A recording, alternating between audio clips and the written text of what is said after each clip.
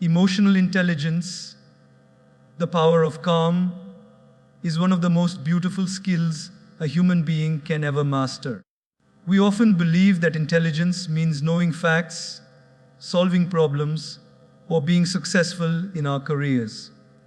But my friends, no amount of IQ can bring peace to your heart if you don't learn to manage what's going on inside. Emotional intelligence is not about suppressing your feelings, it's about understanding them. It's the art of being calm when everything around you is shaking. Let me tell you something, life will not always be fair.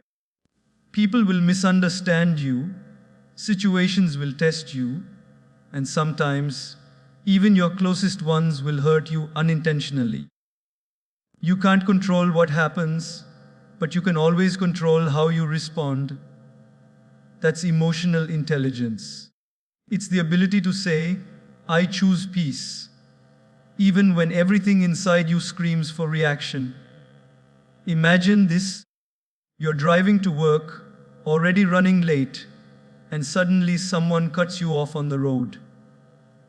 What happens? Your blood boils, your hands tighten around the steering wheel, and your mind begins shouting, how dare he? That's the natural reaction. But if you take a deep breath and remind yourself, maybe that person is rushing to a hospital, maybe they're in distress, your anger melts away.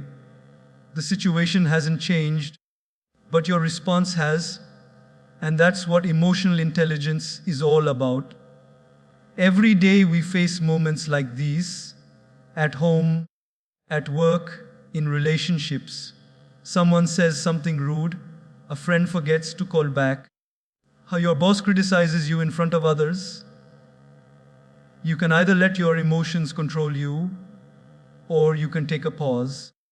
That little pause, just 2 seconds of silence, has the power to save relationships, prevent regrets, and protect your peace. We often think strength means shouting louder, winning arguments, or proving a point. But the truth is, the strongest person in the room is the one who can stay calm when everyone else loses their mind. Emotional intelligence doesn't make you weak, it makes you wise. It doesn't take away your voice. It helps you use it at the right time, in the right way. Let's take another example from daily life. Suppose you return home after a tiring day. You're exhausted, and your family asks you to help with something small. You snap, can't you see I'm tired? Immediately the atmosphere changes. Everyone becomes quiet. Later, guilt settles in. You didn't mean to hurt them, but your emotions took control. Now imagine instead, you come home, take a deep breath, and say gently, I'm really tired today. Can I rest for 10 minutes and then help? That's emotional intelligence. You expressed your need without hurting anyone. Life becomes simpler when we understand this. Not every emotion deserves expression. Sometimes silence is stronger than speech. Sometimes walking away is wiser than winning. Emotional intelligence also means understanding others, seeing beyond their words, and recognizing their feelings. When someone is angry at you, instead of reacting, ask yourself, what are they going through? Maybe they're under stress. Maybe they're afraid. Maybe they just need someone to listen.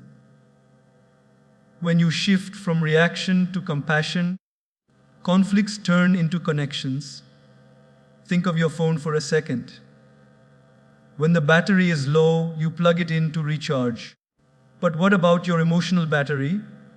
When you're low on peace, you must recharge through quiet moments, prayer, meditation, a walk in nature, or talking to someone who listens without judgment. Emotional intelligence is not only about managing anger or sadness, it's also about recognizing when your peace is running out and choosing to recharge before you break down. One of the biggest lessons I've learned from monks and spiritual teachers is this: you don't have to attend every argument you're invited to. Sometimes people will provoke you, criticize you, or misunderstand your intentions. That's okay. Not every fight needs a warrior. Sometimes the greatest victory is the calm smile you give when you could have exploded. I remember once, during a session, someone insulted me openly. For a moment, I felt the heat of anger rise inside.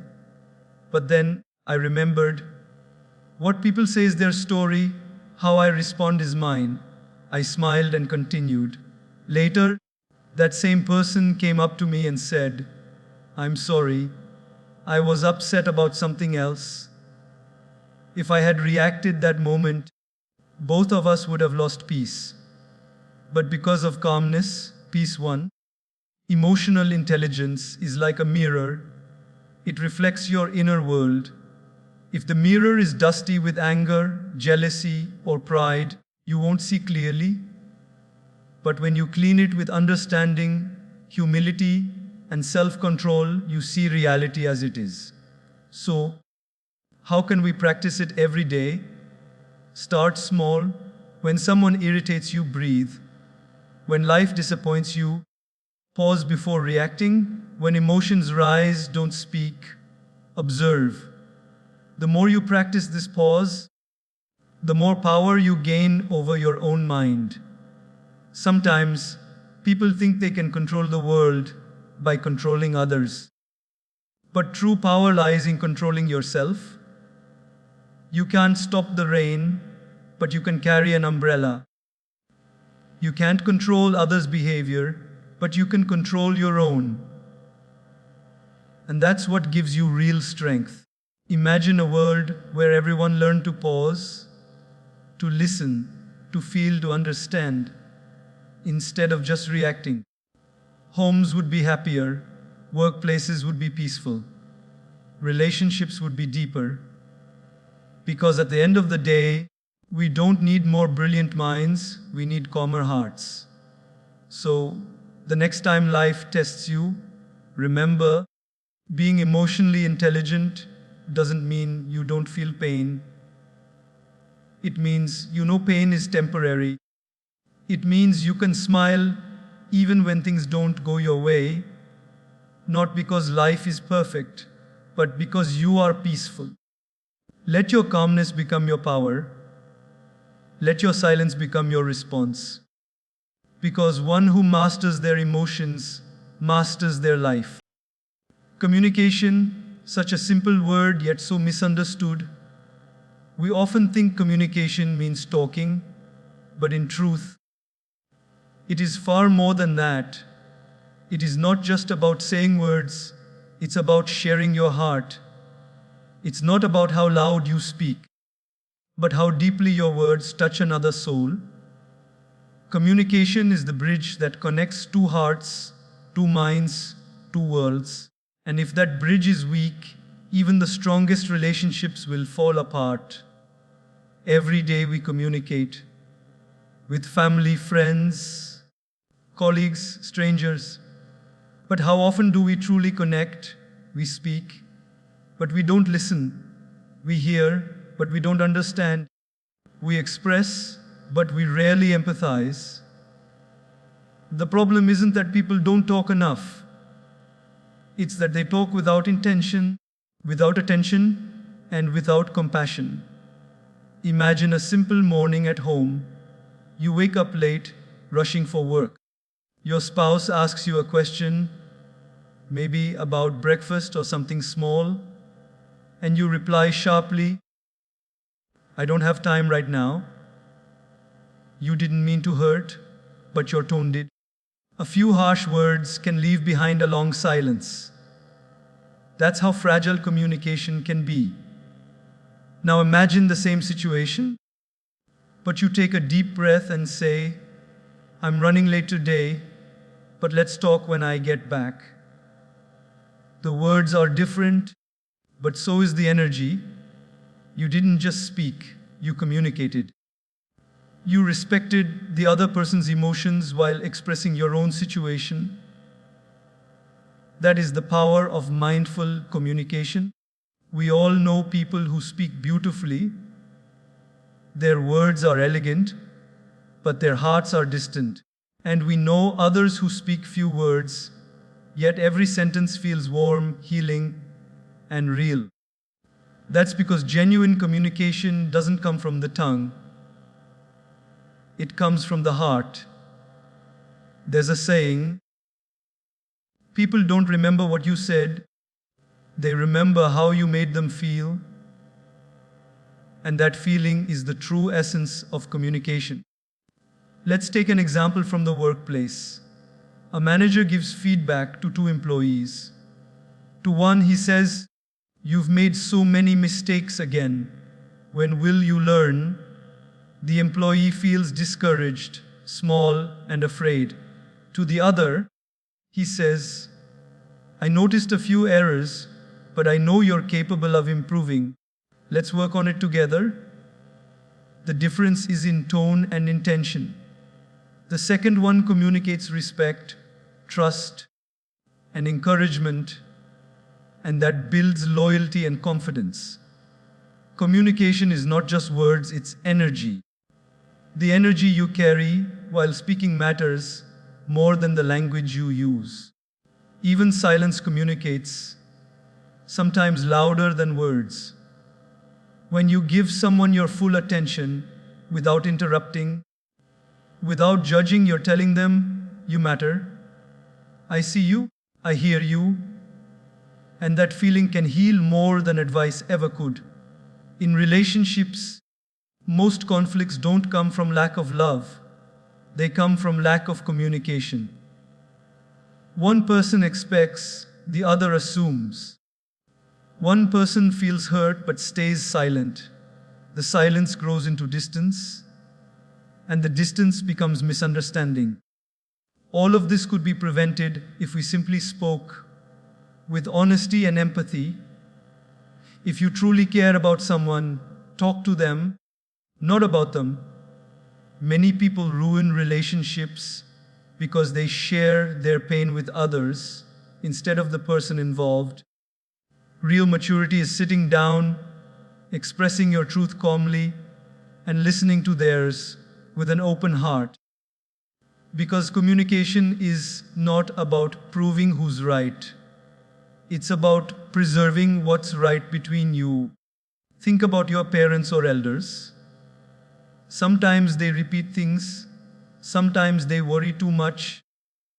Sometimes they say things you don't like.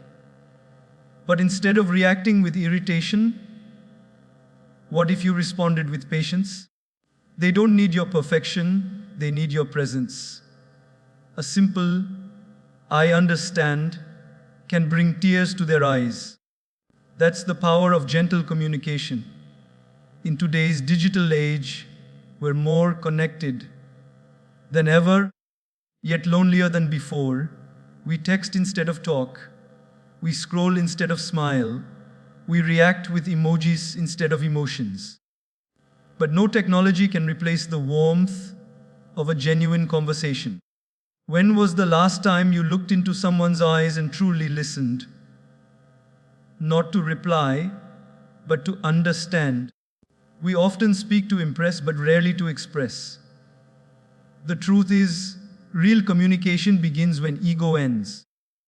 When we let go of the desire to win an argument and focus instead on winning a heart, our words become healing.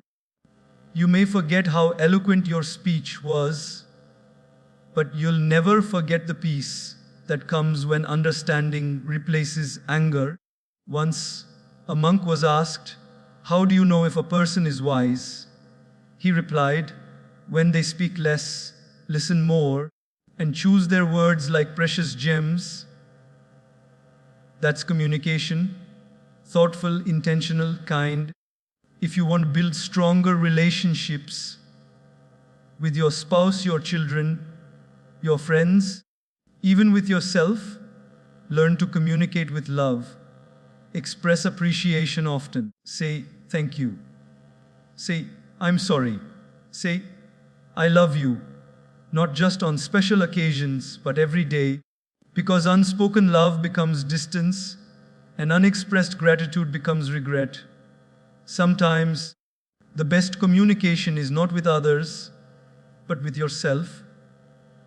How do you speak to yourself when you fail, when you fall, when life doesn't go your way? Do you criticize yourself, or do you comfort yourself? Remember, the way you talk to yourself sets the tone for how you talk to the world. So next time you speak, pause. Ask yourself, are my words coming from ego or empathy, from anger or awareness, from love or from fear? Every word has a weight. Every tone carries a vibration, and every sentence can either heal or hurt. Choose wisely. Communication is not a performance. It's a practice. It's something we refine every day through patience, awareness, and kindness. Because at the end of the day, communication is not about words. It's about connection. So speak softly, listen deeply, and love fully. Because one gentle word can heal a broken heart, one honest conversation can save a relationship, and one moment of understanding can change a life. And that, my friends, is the real magic of communication. Adaptability, it is one of the most essential qualities a person can have in today's world. Life, my friends, is unpredictable. You plan one thing, and something completely different happens. You think you're going one way, and life gently, or sometimes forcefully, pushes you in another direction. In those moments, it's not the strongest who survive, nor the smartest, but the ones who know how to adapt. Adaptability means the ability to bend without breaking, to flow without losing your direction, to accept change not as an enemy, but as a teacher. Every single day, life changes. Technology evolves, relationships shift, people move, opportunities come and go. Those who resist change spend their lives complaining about what they've lost. Those who adapt turn those very changes into new beginnings. Think of water for a moment. It has no fixed shape, but it takes the form of whatever container it is poured into. If it enters a cup, it becomes a cup. If it's poured into a river, it flows freely. That's adaptability, staying true to your essence while adjusting to your surroundings. Water doesn't lose itself by changing shape. In fact, it survives because it can change. In the same way, when life changes its rhythm, we must learn to adjust our dance. If the music slows down, move gracefully. If it speeds up, move with energy. The key is to stay in tune, not rigid. Many people suffer not because of the situation itself, but because they refuse to accept that it has changed. They keep living in what was instead of embracing what is. Imagine someone who has worked in the same company for 20 years, suddenly facing new technology or younger colleagues with different ideas. Instead of learning, they complains. In our time, things were different. Of course, they were different, but time has moved forward. The world doesn't stop for anyone. The ones who adapt, they learn, grow, and lead. The ones who don't, they get left behind. Adaptability is not just about adjusting to external changes, it's also about inner flexibility. Sometimes, life doesn't go according to plan. You might dream of one career, but end up in another. You might plan a lifelong relationship that ends unexpectedly. In those moments, the question is not, why did this happen to me? But what can I learn from this? Let me tell you a small story. There was a tree and a blade of grass growing side by side. The tree was tall, strong, and proud. The grass was small, soft, and flexible. One night, a strong storm came. The tree stood firm, refusing to bend, and eventually it broke. But the grass, bending with the wind, survived. The next morning, it stood up again, fresh and alive. The tree had strength, but the grass had adaptability, and that made all the difference. In life, storms will come, personal, professional, emotional. The question is not whether they will come, but how you will respond. Will you resist and break, or bend and rise again? Look at how nature teaches us adaptability every day. Seasons change, yet the earth continues to flourish. A river flows around rocks, not through them. Even the sun knows when to rise and when to set. Everything in the universe adapts. That's why it thrives.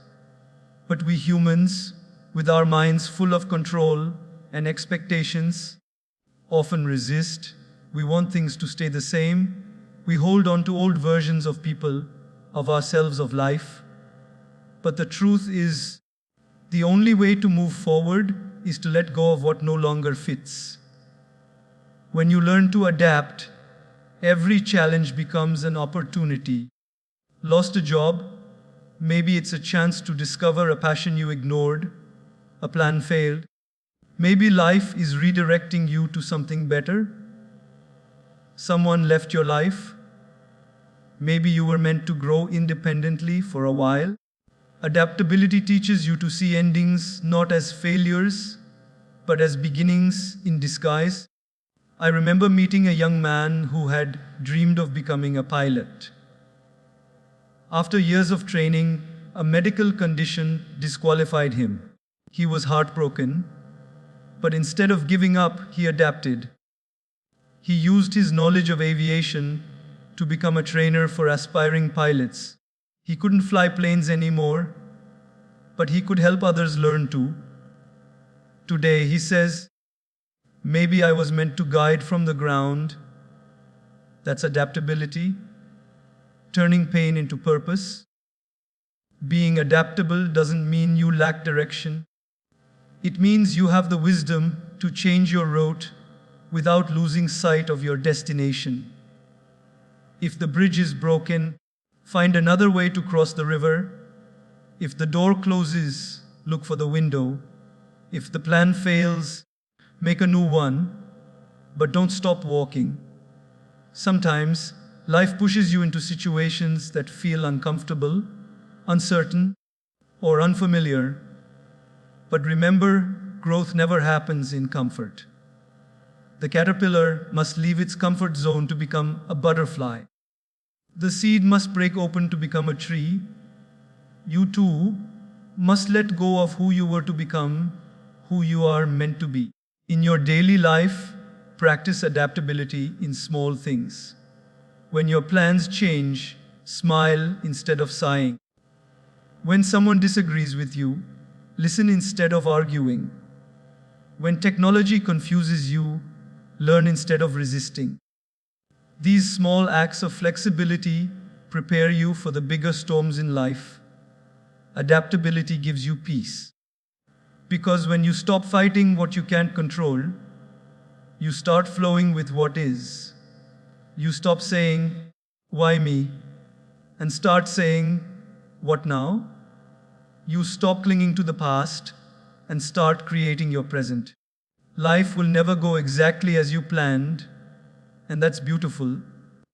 Because sometimes the best stories are the ones you never expected to write. So, my friends, don't be afraid of change. Be afraid of staying the same when life is asking you to grow. The river doesn't fight the rocks. It flows around them and keeps moving. Be like that river, flexible, calm, and unstoppable. Because when you learn to adapt, nothing in the world can break you, You may bend, but you will never fall. Decision making, it is one of the most powerful skills that shapes our entire life, yet many people underestimate it. Every day, from the moment we open our eyes, we are making choices: what to wear, what to eat, how to respond, what to focus on, and even what to think. Every single choice, no matter how small, becomes a thread in the fabric of our destiny. The truth is, the quality of your life depends on the quality of your decisions. Some decisions are small, almost invisible. Others are life-changing, but each one counts. Many people spend their whole lives stuck in confusion, waiting for the perfect moment to decide, but perfection never comes. Life is not about waiting for clarity to appear. It's about creating clarity by taking the next step with courage. You see, not making a decision is also a decision. It's a choice to let life decide for you. Let's take an example. Imagine standing at a crossroads with two paths in front of you. One looks safe and familiar, the other looks new and uncertain. Most people choose the safe one, not because it's right, but because it's comfortable. But growth doesn't come from comfort. It comes from courage. A good decision doesn't always feel easy in the beginning, but it always brings peace in the end. Many of us make decisions when we are emotional, angry, scared, lonely, or excited. But emotions are like waves, they rise and fall. If you make a choice at the height of emotion, you may regret it later. That's why the wisest decisions are born from calmness, not chaos. When your mind is peaceful, your inner wisdom becomes louder. It's like muddy water. When you stop stirring it, the mud settles and the water becomes clear. Likewise, when you calm your mind, your choices become clearer. There's a beautiful saying: don't make permanent decisions based on temporary feelings. How many times have people quit jobs, ended relationships, or spoken hurtful words in anger, only to regret it later? A moment of patience could have saved a lifetime of peace. One of the most important aspects of decision making is learning to listen, not just to others, but to yourself. Deep inside, you always know what feels right. The problem is, we drown that voice in noise, opinions, fears, and doubts. Everyone around us says, do this, don't do that. And in trying to please everyone, we lose connection with our own heart. Let's take a real life example. A young woman wanted to pursue art, but her family wanted her to become an engineer.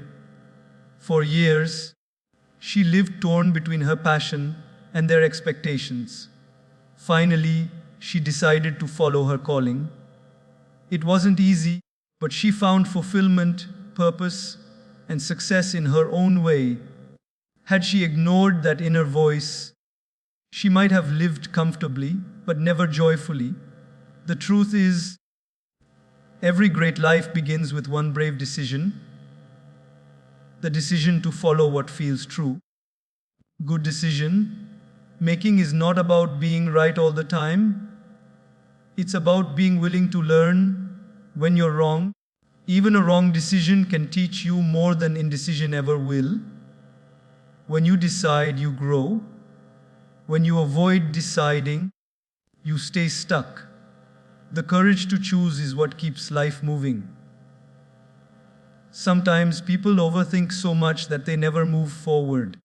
They analyze, predict, compare, and worry until the opportunity passes. Overthinking is the enemy of decision making. It drains your confidence and fills you with fear. Instead of asking, what if it goes wrong? Ask, what if it goes right? The way you frame your thoughts decides whether you move forward or stay behind. In daily life, even small decisions shape our peace. Suppose someone speaks harshly to you. In that moment, you have two choices: to react or to respond. If you react in anger, you lose your calm. If you respond with awareness, you preserve your peace. That's also decision making, choosing your inner state consciously. Sometimes, the hardest decisions are about letting go of people, habits, or dreams that no longer serve you. But holding on to what hurts only delays your healing. When you decide to let go, you make room for something better to enter. The beauty of decision making is that it's an act of self respect. It says, I am in charge of my life. In my years of observing people, I've noticed that those who make decisions with clarity and courage radiate confidence. They don't wait for approval, they seek alignment. They understand that not everyone will agree with their choices, and that's okay. You can't live a peaceful life if your decisions are driven by the fear of judgment. One of the greatest monks once said, there are two kinds of pain in life: the pain of discipline and the pain of regret. Choose wisely. The same applies to decisions. You will either face the discomfort of making a hard choice now or the regret of not making it later. Let's take a simple example. Suppose you want to improve your health. You have two options every morning: to wake up early and exercise, or to sleep a little longer. Each morning's decision seems small, but over months, it defines your body, your energy, and your self-esteem. Great lives are not built in one grand moment. They're built by thousands of small, wise decisions made consistently. When making big decisions, ask yourself three questions. Will this choice bring me peace or chaos? Is it aligned with my values, not just my desires? 10 years from now, will I be proud of this decision? These questions bring clarity because they shift focus from immediate pleasure to long-term purpose. And remember, no decision will come with a 100% guarantee. You will always have some doubt, some fear. That's normal. The goal isn't to eliminate fear, but to move forward despite it. You don't need to see the whole staircase to take the first step. Just trust that each step will guide you to the next one. In the end, decision making is not about perfection. It's about awareness. It's about saying, I take responsibility for my life. It's about choosing purpose over pressure, peace over panic, and growth over comfort. So the next time you stand at a crossroads, don't let fear hold your feet. Don't let confusion cloud your vision. Pause, breathe, listen to your inner voice, then take that step with faith, with courage, with calmness. Because in the end, it's not the decisions themselves that define your life, but the strength and sincerity with which you make them. And when your decisions come from peace, life naturally unfolds with grace. Self-discipline, it's a word we've all heard, but few truly understand. People often think discipline is about restriction, rules, or rigidity. But in reality, self-discipline is freedom. It is the ability to do what needs to be done, even when you don't feel like doing it. It is the quiet power that turns dreams into reality and potential into achievement. Without self-discipline, motivation fades, goals crumble, and life becomes a series of unfinished beginnings. Every great accomplishment, every successful person, every inspiring story has one thing in common: consistent effort. And behind that consistency lies discipline. Motivation gets you started, But discipline keeps you going when motivation disappears. There'll be days when you don't feel inspired, when your mind says, not today, when your body feels tired and your emotions scream for comfort. Those are the moments that define you.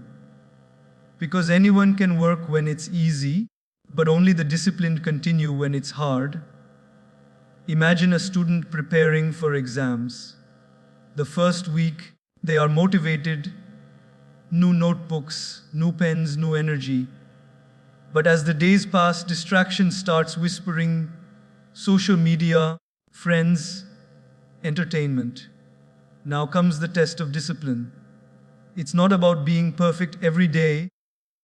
It's about showing up, even when it's boring, even when no one is watching, even when you'd rather do something else. That small decision to stay focused creates a ripple effect of success.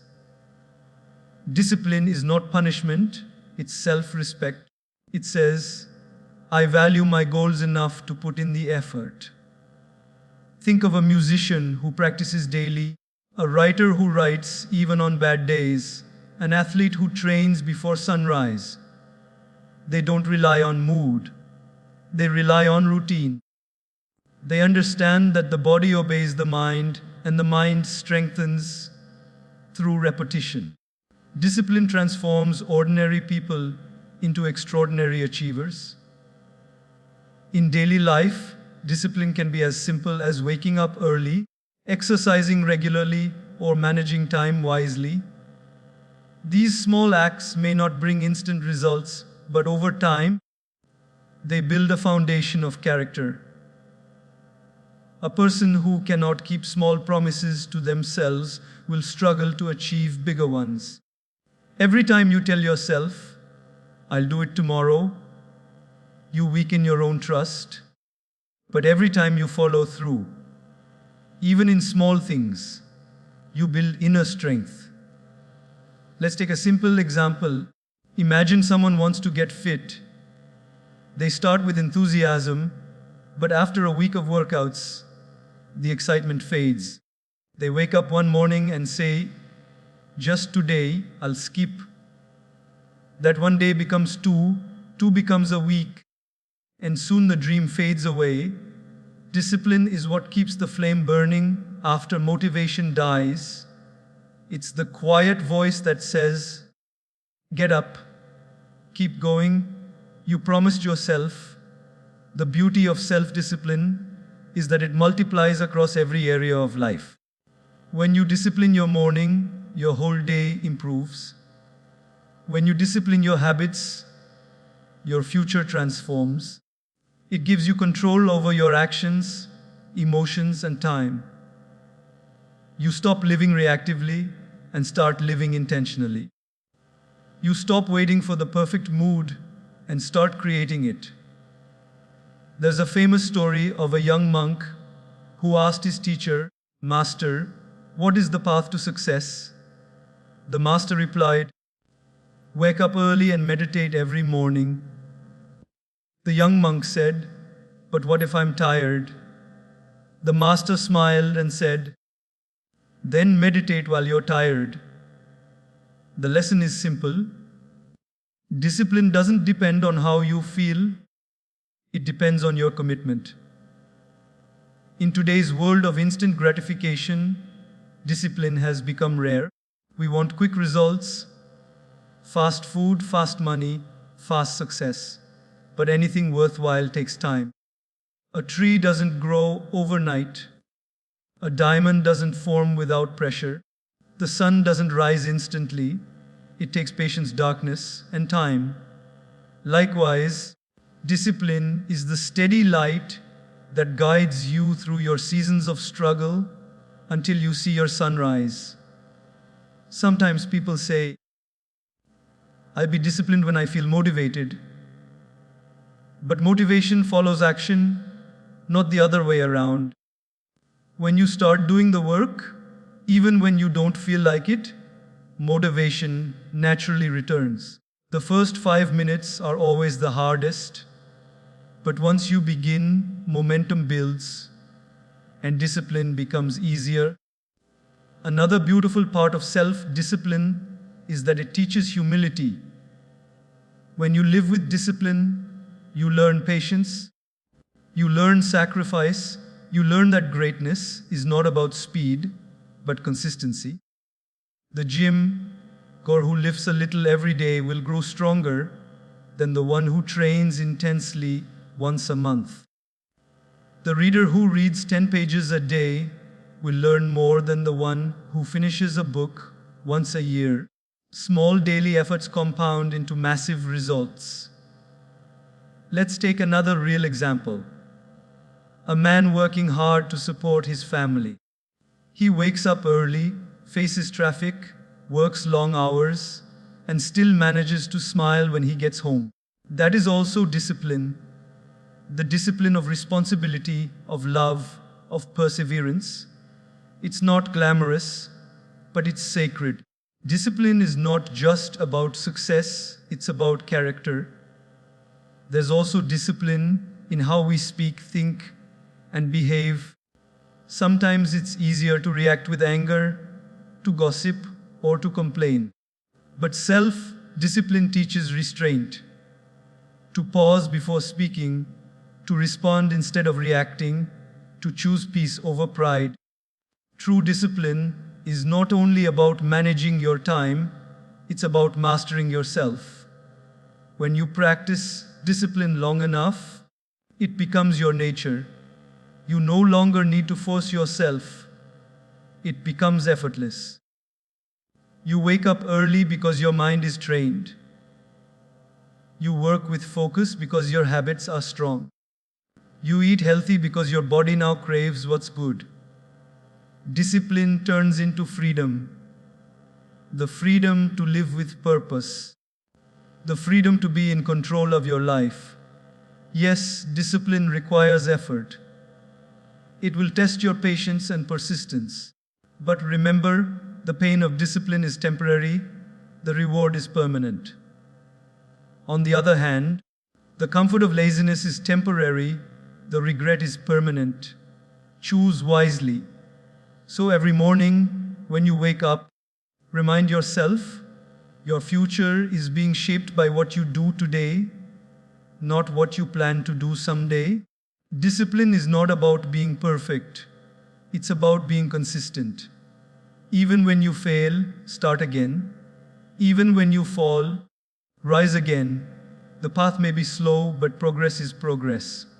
Because in the end, success is not built on luck or talent, it's built on daily discipline. Every step, every effort, every act of self-control brings you closer to the life you dream of. Discipline is not your enemy, it is your greatest ally. It is the quiet companion that walks beside you when no one else does, guiding you toward your highest self. And when you finally reach your goal, when you look back on your journey, you'll realize something beautiful. It wasn't the destination that changed you. It was the discipline you built along the way.